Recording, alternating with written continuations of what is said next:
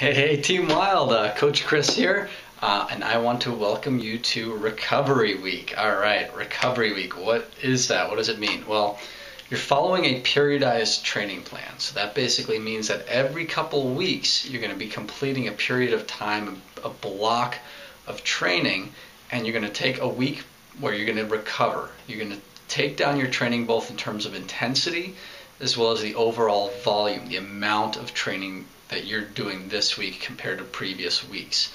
Now, why do we do this? For a couple different reasons. First and foremost, as you progressively build in your training, what's going to end up happening is your body is going to start falling apart. You start developing microscopic fractures in your bones, lesions in your muscles, and it takes time for that to fully repair. So taking a recovery week, a week where we taper down your volume and intensity, it allows your body to absorb that training, heal, and get you ready for the next training block. And as you do this throughout a periodized training plan, you'll notice that you'll be able to absorb and increase your endurance much more quickly and much more effectively without getting injured. So that's what we're really going to focus on for this week. So take your time, look through some of the links. I'm going to have you focus on a number of things. The first being sleep. In a recovery week, take a look at your training plan, take a look at your personal life, and make sure you're getting an adequate amount of sleep. If this means skipping a workout by sleeping in one morning, do that. During a recovery week, it's okay to skip a workout if you need to. Just take more time off. If you've got some nagging injuries, sleep and rest, taking a day off will probably do you a lot better than taking in that additional week, or that additional workout rather. Now also, I want you to focus on what I like to call prehab. So prehab is something that I like to relate to rehab. So if you get injured, a physical therapist will have you go through rehab, a rehabilitation plan, where you do different types of exercises to build strength, build stability so that your body can repair itself and come back stronger than before. Now, instead of getting injured and going through all of that, I want you to develop what's called a prehab training routine. And that's basically just meaning doing some activities, doing some of those drills you would typically do in a rehab plan and doing them just as part of your regular workout plan. This way you're building strength, you're building stability, you're building flexibility, and you will ideally not run into a situation where you have to go through a rehabilitation, right? I want to make you really, really strong runners who can avoid injury. So part of that is going to involve a number of things. So I'm giving you a bunch of links, a lot of material to look through. The big thing that I like to have people focus on during your first recovery week is looking at whether or not you are doing foam rolling. So foam rolling is the use of a foam roller to basically self-massage your muscles. So instead of going out and spending $50, $100 or more on a massage, I want you to consider getting a foam roller. There's also other devices like a stick that you can use to do very similar massaging of your muscles, and use that after pretty much every single run, especially your long runs, and massage your muscles. So I'm sending you a great link to Runner's World. It's a 2-page link, so look at both pages. They have, I think, about 3 videos on each page about using a foam roller to massage different parts of your muscles. If you haven't seen a foam roller before, this is what one looks like. It's basically made out of styrofoam, different levels of rigidity. So you have the very basic foam roller, which is typically a white color. It's very soft, great one to start out with if you haven't used one before. Then you'll have a blue and green foam roller as well, and then at the very high end, the hardest type is typically black. You'll see other different types of foam rollers out there now. They have some very high-tech ones that are a little more expensive. Trigger Point's a company that has one called the Grid, which is a really nice one.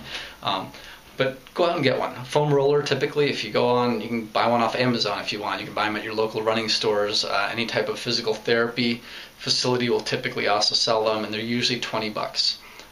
Spend $20 on a foam roller and you get all the massaging you need compared to spending $50 to $100 or more every time you go to a massage therapist. So it's a great investment. Particularly focus on massaging your calf muscles. especially if you've been changing your running form to land more midfoot or forefoot. That is really, really important to massage your calves, massage your quads, your piriformis or your glutes, your hamstrings, and then very importantly, what a lot of runners use the foam roller for is your IT band. And that's the side of the muscles that run along the side of your legs down to your kneecap up to your hip. It's a band that you don't really move because when you're running, you're going forward and back. You're not doing lateral movements. So that can get very, very stiff. So focus on those with the foam roller. I also want you to consider looking at maybe doing if you haven't, strength conditioning routine, or find a class where you can go and add some strength, any type of dynamic strength. I don't mean go and lift very, very heavy weights and strain yourself, but things with your body weight, or any classes that work your flexibility as well. Yoga, Pilates, great options. If you can find a yoga or Pilates class to go to regularly, go and do that. So do all that. I know it's a lot of material, but that's what your recovery week should be all about, is working on massaging yourself, taking it easy, building some strength and stability, and you'll find out that in the next block of training, you'll be much, much stronger and you'll absorb that. Now, the other thing I want to talk about too is what happens next. So in the next phase of training, we're going to start implementing some additional things. And one thing that you'll be looking at as well is at the end of a recovery week when you're well rested is a great opportunity to add what I call a B race. Your A race is the big race you do at the end of the training plan. A B race is an event that you do at the end of a recovery week. So you're well rested. You're not going to be 100% for it, but you're going to be much better prepared than if you just threw a race into your training, in the middle of a week or in the middle of a training block. So you may want to consider looking at, and you can look out through the rest of your training plan, to find events that might fit well into your recovery weeks. So this is a great opportunity at the end of this recovery week. Go and find an event, like a 5K race is a great event to do. Now, if you do that, what we're going to also start looking at in the next training block is training with your heart rate. Now, if you don't have a heart rate monitor, you don't need one, but I would encourage you to go out and look for one. So if you're going to a running store and you're looking for a foam roller, maybe look at heart rate monitors too. And all a heart rate monitor is a strap that you wear across your chest. Typically, the new ones these days look like this. They're called soft straps, very flexible. They're very comfortable to wear, and they typically have a sensor which can sometimes just clip right out like this, and that will basically measure your heart rate for you. So instead of the old-fashioned method of just putting 2 fingers along your neck and counting for a certain number of seconds, this thing will actually record your heart rate in real time and also give you different numbers, like your maximum heart rate, your average heart rate, your resting heart rate. So look at different heart rate watches. My favorites are the Garmin watches because they have a nice website where you automatically upload all of your run results and be able to see, what was my heart rate during this run. Now, we're not going to get into detail of what you're going to use the heart rate monitors for, but I do want you to consider looking at your heart rate when you run. Just for now, informational purposes.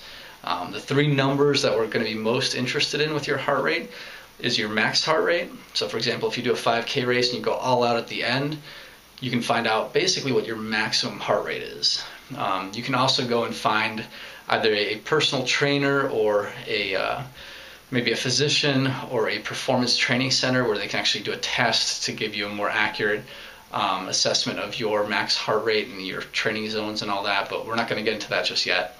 But look at that. So if you go for a run, you run hard, kind of get a feeling for what your heart rate is at when you're running at a steady pace, when you're going real hard. The other number you can look at too is your resting heart rate. What is your heart rate when you're just sitting around or waking up first thing in the morning? Because that range from your resting heart rate up to your max heart rate determines basically what your fitness is, how strong and how healthy your heart is. The bigger that range, the healthier you are, more or less. The other number that's going to be interesting too, if you do a short test, especially like a 5K race, and you look at your average heart rate for that effort, so basically a 20 to 30 minute effort for most people, that will give you a good idea of what essentially is your lactate threshold. It's kind of the breaking point. If you go that hard for that amount of time, that heart rate, that average heart rate, is a number that you probably don't want to go above, especially when you're doing endurance or longer distance running events, 10K, half marathon, full marathon. You don't want to get anywhere near that threshold point. But we'll get into that more in kind of the future weeks. So for now, this week, focus on recovery. If you have a heart rate monitor, start using it. Look at the numbers, maybe upload them to a website. And yeah, that's pretty much it. Oh, and one last thing. On your recovery week, make sure you have fun too. Go find someone, maybe someone who runs a little slower than you, run with them, right? You want to hold back this week. The whole week you want to think about, I'm holding back. You're not going hard. Intensity is lower. You know, we always talk about that rate of perceived exertion. That's how hard you feel. You're going on a scale of 1 to 10. If you're typically going at a 7 or 8 this week, you're going a 5 or a 6. You're taking it down at least 1 or 2 notches below what you normally do. So use that opportunity to have some fun with your training too. You know, find a local fun run. Just go out there with a friend, have some fun. But most importantly, rest up, get your sleep, massage, and we'll see you in the next training block.